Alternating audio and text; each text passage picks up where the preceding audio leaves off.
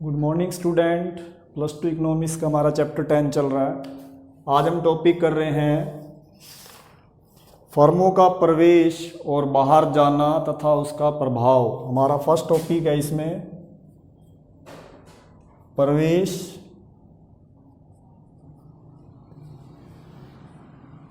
Entry कर रहे हैं ऊंची कीमत का आकर्षण।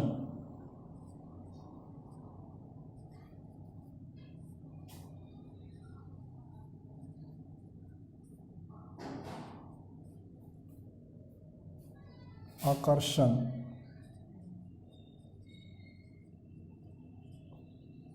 मतलब जब इंडस्ट्री के अंदर, उद्योग के अंदर ऊंची कीमत चल रही होती है तो नई फर्में उस समय प्रवेश करती हैं। अब देखो इस डायग्राम में अल्पकाल में तो आपको असामान्य लाभ हो सकते हैं, इसलिए जो हमारा एसएससी वक्र है वो कीमत रेखा से नीचे होता है।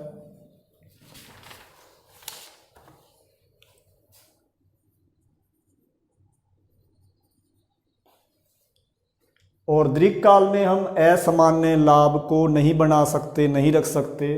देखो जो इसका पार्ट ए बता रहा है वो असामान्य लाभ को व्याख्या कर रहा है कि फर्म को अल्पकाल में तो हो सकता है असामान्य लाभ, लेकिन दीर्घकाल में असामान्य लाभ नहीं हो सकता। और असामान्य लाभ आपको यहाँ से दिख रहा होगा P0 A B P1, ये आपका एबनॉर्मल प्रॉफिट है, असामान्य एक्स्ट्रा प्रॉफिट है, असामान्य लाभ है। जब कीमत ओपी डिसाइड की गई थी उस समय फर्म का जो उत्पादन हो रहा था वो हो रहा था OX0 या X0, और इंडस्ट्री के अंदर देखेंगे जब कीमत P0 डिसाइड की गई थी तो उत्पादन किया जा रहा था N0। P0 कीमत पर N0 उत्पादन किया जा रहा था। लेकिन ऐसा लाभ दीर्घकाल में कभी नहीं रह सकता, असामान्य लाभ हमेशा अल्पकाल में रहेगा।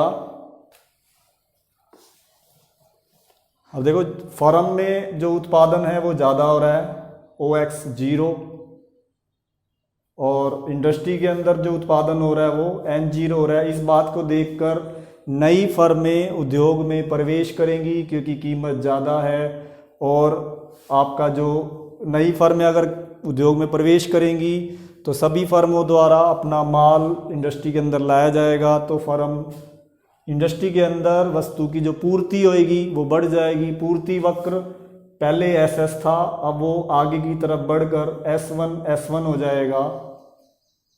जब पूर्ति बढ़ जाएगी तो वस्तु की कीमत कम होकर P1 हो जाएगी या OP1 हो जाएगी। अब OP1 कीमत पर जो OP1 कीमत है वो OP0 से कम है। अब ये प्रक्रिया लगातार चलेगी, उद्योग में जो प्रक्रिया है ये लगातार चलेगी, लगातार फर्में प्रवेश करती जाएंगी क्योंकि ज़्यादा कीमत थी, अब कीमत कम हो, जब तक कीमत OP1 नहीं हो जाती तब तक ये प्रक्रिया चलेगी और फर्म को सामान्य लाभ मिल जाएगा। लेकिन ऐसा सामान्य लाभ असामान्य लाभ से सामान्य लाभ की तरफ जो जा रहा है वो केवल दीर्घकाल में होता है। दीर्घकाल में असामान्य लाभ आप नहीं रख सकते। जब तक कीमत P1 नहीं हो जाती तब तक ये प्रक्रिया चलती रहेगी, उद्योग में नई फर्में आती रहेंगी।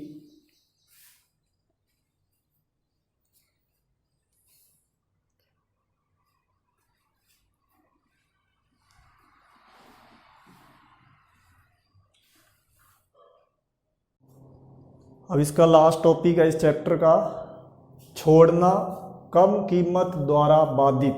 जब इंडस्ट्री के अंदर कम कीमत हो जाती है तो फर्में उसको छोड़ना स्टार्ट कर देती है।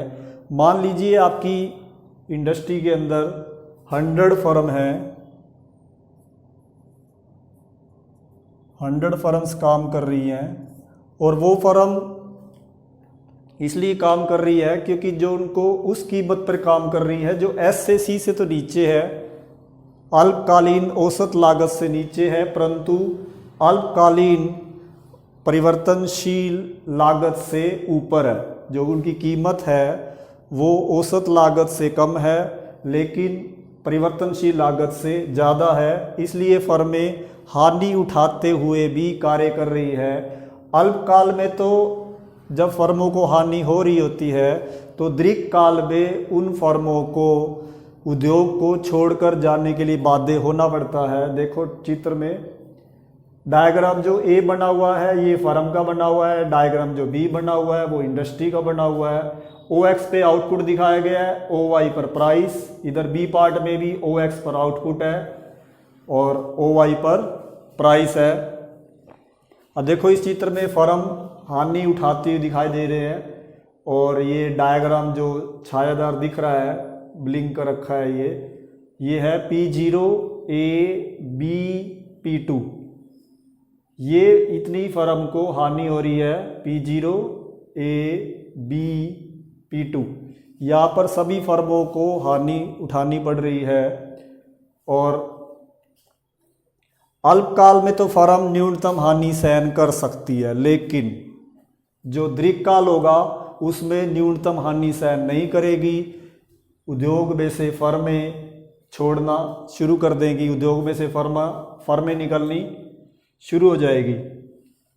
जब उद्योग में से फर्में निकलनी शुरू हो जाएगी तो उनकी जो पूर्ति है इंडस्ट्री के अंदर, जो उनका माल आता है वो कम हो जाएगा। आप देख सकते हैं जो पूर्ति वक्र है वो लेफ़्ट साइड जा रहा है, अब ऊपर की तरफ जा रहा है लेफ़्ट साइड। पहले पूर्ति थी ON0 मतलब N0 थी, अब उद्योग में जो पूर्ति है वो कम हो गई है, ON1 हो गई है, क्योंकि पूर्ति वक्र ऊपर की तरफ खिसक कर SS1 से S1 हो गया है और हमारी कीमत पहले OP थी अब बढ़कर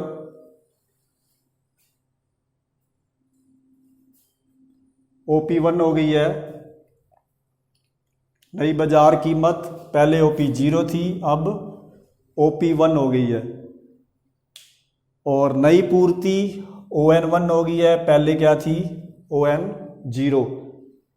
अब जब कीमत OP से बढ़कर OP0 से बढ़कर OP1 बन जाती है तो फर्मों को सामान्य लाभ मिलना शुरू हो जाता है। ऐसा क्यों होता है? क्योंकि अब उद्योग में जो फर्में हैं वो कम हो चुकी है तो फ़ायदा सबको ही होगा, फर्म में जितनी फर्में होंगी। अब इसमें देख सकते हैं जो हमारा फर्म का उत्पादन है वो तो बढ़ रहा है, पहले था O01 अब बढ़कर OQ1 हो गया। लेकिन इंडस्ट्री के अंदर, उद्योग के अंदर जो वस्तु का उत्पादन है वो कम हो रहा है, पहले था ON0 अब कम होकर ON1 हो गया, क्योंकि इंडस्ट्री के अंदर फर्में छोड़कर जा चुकी है।